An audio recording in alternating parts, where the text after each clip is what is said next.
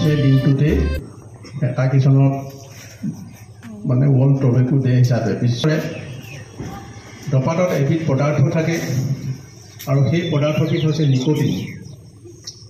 Nicotine নামৰ পদাৰ্থবিধে আমাৰ স্বাস্থ্য বহুত হানি কৰে আৰু সেই নিকোটিন বেমাৰ আমাৰ হৃদপিণ্ডৰ যিটো বেমাৰ সেইটো ক'ব পাৰে, লাঞ্চৰ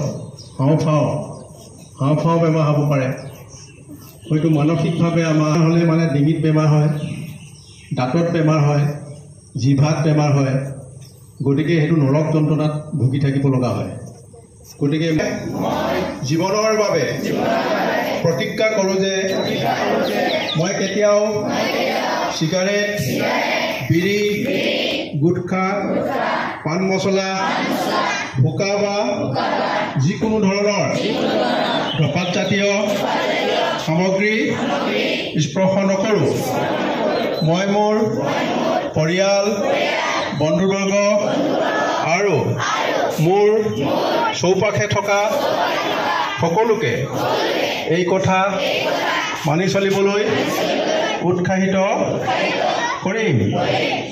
ধন্যবাদ।